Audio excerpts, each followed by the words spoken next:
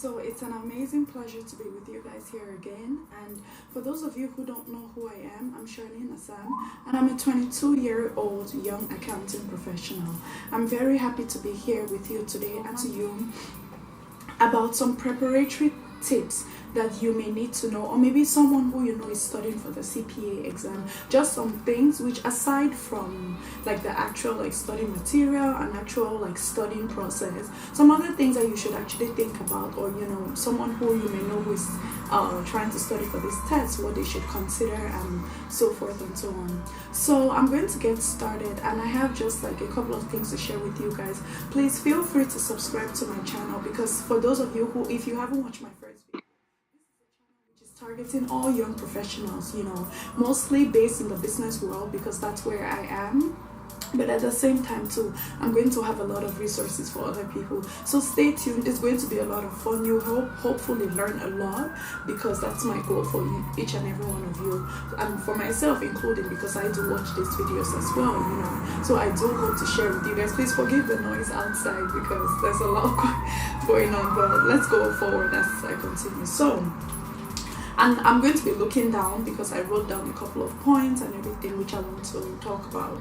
So the first thing which I want to talk about is understand the reason why you're taking the CPA exam. The CPA test is not just like, you know, one of those exams that you just decide up and pick, like let's say like it's like a class exam or something. It's something that you really want to understand the reason why you're taking the test. Perhaps it could be, oh, you're an accounting major and it just made sense, you know, at that point to just keep doing it. So that makes sense. That's very valid, and that's good. Have a reason for taking the CPA test, because I'm the biggest reason I say so, because it's a huge commitment of resources, and I'll get more into details as we go forward in the video. So you need to understand the reason why. For example, for myself, I did know I wanted to work in public accounting. So in order for me to be able to work in public accounting and to be able to get promotions and to grow, I needed to obtain my certification. So because that helps me to practice. Granted, you can still work without it, but you won't be able to rise within the ranks without having your CPA certification. And in the future, if I decide to go somewhere else, you know, I'll be able to say, oh yeah, I'm a certified public accountant. And for those of you who don't know, the CPA exam actually has a 40% pass rate in the whole of the US. So that's, if you are able to study and pass and do well, you know, it's a really good thing to show. Like if you're going to apply for a job, if you decide not to work in accounting, which, you know, many people decide to do down the line, but for the fact that you have that credential, it does put you at a higher level as compared to other people. So key points: understand the reason why you're taking the exam. It could be because of, you know, pressure, like your parents want you to take it. There needs to be a reason. Don't just say, oh yeah, I'm going to take the CPA exam, because you need to be very, very mentally prepared, which is actually going to lead me to my second point. You need to prepare mentally. And I say this because it is something that, for me in particular, okay, so just another background tip for me is I started taking my CPA test in November, so Thanksgiving, November of 2016, and I successfully passed in December of 2017. So that was a year and a month. So it does take a while, you know. I was not one of the lucky people who just like studied for it immediately and passed all four. I did pass my first two, and then I failed my last two, so I had to retake those. So I took those twice. That was regulation and audit, I believe. Yeah. So, but you do want to prepare mentally, and the reason I say this is you need to be in a good mental space for you to be able to put your head down and study. You need to prepare those around you. You need to really focus and say, okay, this is where I'm headed, this is the goal which I'm trying to accomplish. So I need to be able to prepare myself mentally. And for me in particular, this helps me, and I do believe I'm very similar to many people in this field or in the world in general, you know. And we always have a lot more similarities than differences. That's one thing that I've learned. But like, I needed to be able to psych myself and say, okay, Charlene, you're going to commit a year at least of your time, of your years on this earth, to be able to study for this exam. Now it's paying off, because this is 1 month away, April of 2018, and it's been 4 months since I passed, and it's been the best feeling ever. But I had to psych myself and say, okay, if I'm going to study for this test, I need to be able to prepare myself mentally. And another thing preparing yourself mentally is preparing yourself for failure. Remember that it's a 40% pass rate. Granted, and I wish for everybody, as myself, I want everybody to pass. But at the same time too, you need to prepare and understand that this is a difficult test. So in order for you, you need to prepare for the fact that, okay, I may not be as successful my first try for all of the tests. That's something which, like, for me, I try to be optimistic about life, you know, in general, with whatever it is I'm doing. But then at the back of my mind, I had to tell myself, okay, you're not going to always pass all of them. It's not going to be the easiest as now. I'm going to say there's a bit of a caveat. Some people do actually study and pass all 4. I know so many people who have studied, passed all 4. For the majority of people, it's not the case. So that's why I said to psych yourself mentally, you want to be able to prepare for yourself and say, okay, I may not pass all at the same time on my first try. I may have to take a couple, but you need to be able to prepare for failure. And in regards to this preparing for failure, you need to be okay with the fact that even if I fail, I'm still going to go forward, as long as it is something that I truthfully want to do. So I do encourage you to think about that, to prepare yourself mentally. So the third thing is, you want to prepare your family and friends. I do assume that a lot of us have family, very close friends, and you know, people that are around us to support us as we are developing into the people who, you know, God has created for us. Is you want to prepare those around you, because I think it's very important that if I'm studying for a test, you know, I want to like for example, I'm going to use myself a lot. I'm extremely close. Like, if you know one thing about me, you know that my family, and when I talk about my family, I mean my extended family, my cousins, I'm very close. I'm a very extremely family oriented. My family comes before everything in this life, you know. It's God and then it's family for me. So I knew that as I was studying, you know, there are a lot of commitments. Like, we have a big family group chat that we always talk. We have like a family prayer group chat which I run, you know. So I had to start preparing everybody. Guys, it's not going to be the same. I'm not going to be posting as much. I'm not going to be communicating as much. And just letting my family know that, okay, I'm studying for this test. Now, another thing is, I didn't tell as many of my friends because I just, you know, sometimes I just get a lot of pressure, you know, like, oh, if I tell everybody, they'll be like, oh, when's your test? Oh, when's your test? Oh, when's your test? And I did not want that. That was the last thing I wanted. Even sometimes when I'm working on a project or something, I try not to even say anything to my friends, just because I don't want that extra pressure. Like, it's already enough pressure, you know, that I have to deal with studying for this test. I don't need any extra external, you know, pressure on this for me to try and focus on this exam. But I did prepare my family. Of course, my parents knew. I shared it with a couple of my very close friends, because I had asked people to pray for me and everything. And while I was taking my test, I did have like a bit of a family incident, so that kind of had like a big impact on it, because it was very like everybody became involved in my CPA, clearly, because the day I passed far, like my cousin was like, it was a huge deal. Like, everybody was on the phone with me because like something had happened while I was studying for far, and everybody became involved, and it was a whole big deal. But I did have to let them know and say, okay, I won't be able to sacrifice as much time.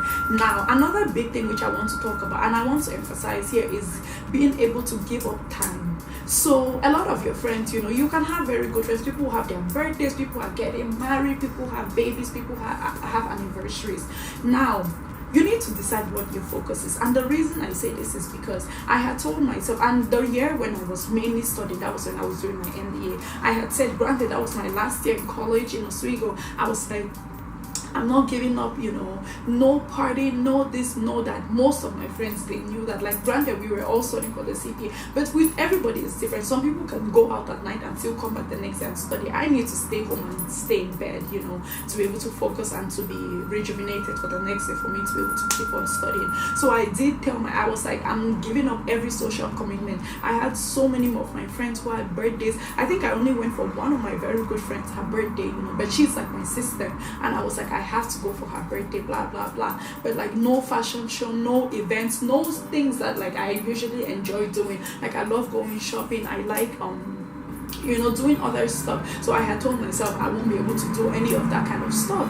And with the way my whole incident in my family happened, it just kind of took me aback from anybody. In retrospect, thinking about it now and today, actually, it was probably God's work, because he knew that I wanted to be away, and that incident made me like really withdraw myself from most people in my life, because it was a big shock to me and everything. So thinking about it now, you need to be able to let your friends know, that okay, I may not be able to attend everything. Now some people are very good at balancing. I'm very much so, like, if I'm working on one task, I need to focus on that one task. So that was a bit of a challenge for me. So I knew that okay, if I'm doing this, I have to only do this and get through. I did have a couple of misunderstandings with people, like, okay guys, I really cannot make it. But then I told myself, it's like, don't worry, when I pass my test, I'll have all the free time in the world, and I'll be able to see you, visit you, come to every single event. So it's just about balancing and being able to dedicate your time and understanding the future, the bigger picture.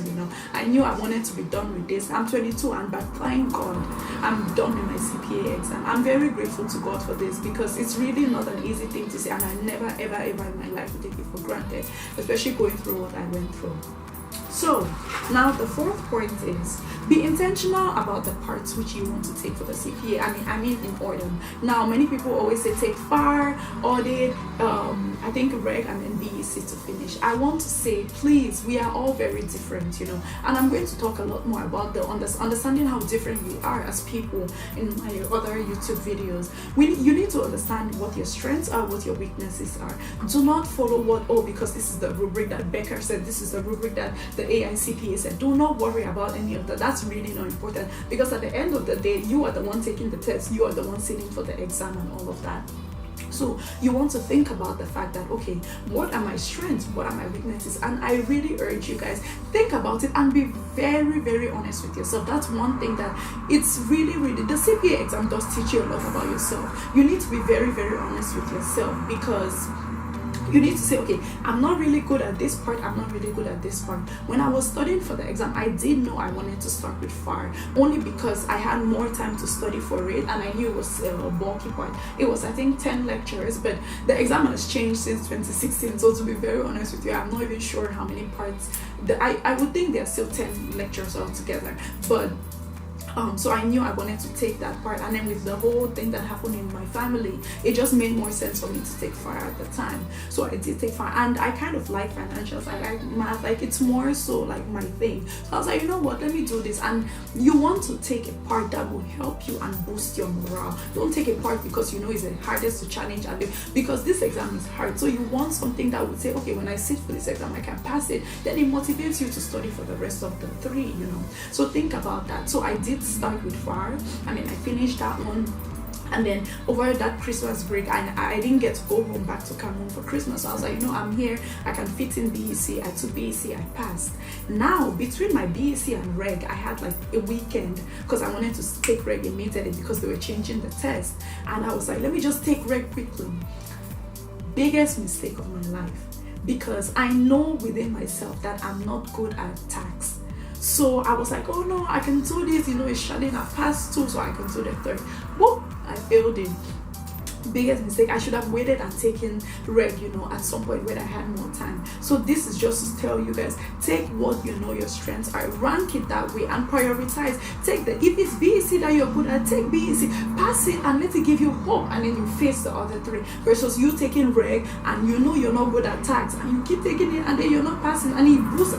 Failure is not a good thing. Granted, it helps you grow, but at the same time too, you need something that will motivate you to keep going and to keep striving. So be very intentional and be honest with yourself as to what part you're not good at, and face that part, the last, or when it makes more sense, when you have more time and you're able to think more. Now the 5th and the last tip I will give you guys is, it's a very big time commitment. The biggest tip is understanding you need to really prepare for this. And I say this because the CPA test, it takes a lot of time. It takes you I used to wake up at 5, and this was my routine. I would wake up because I was doing my maths. Let me give you a wrong context. I was studying for my CPA at the time. I had a family crisis. I had 5 MBA classes, and I was working full-time as a graduate assistant. So I had these 4 commitments, and then I had regular family, other things that I was working on.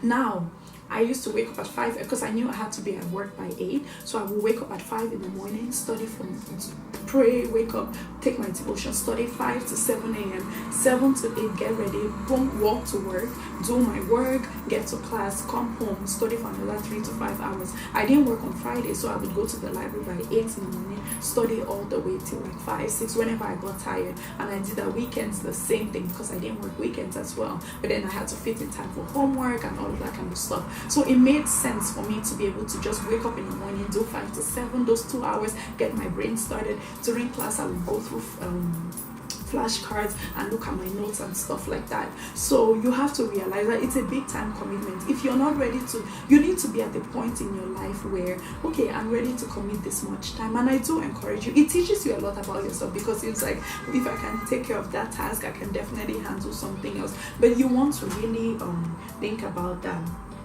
And I wasn't, like I said, I wasn't one of like the smart people, you know, or those who are like very good at this whole thing and just sat for it and took everything. I had to understand that, okay, I failed reg and I failed audit. So last summer I had to take time and I studied for I was studying for reg while everybody was enjoying their summer, living their best life, wearing nice clothes and everything. I was in my uncle's apartment, in my uncle's house, studying for regulation. Came home, came back, and I had audit to finish, you know, during my last part.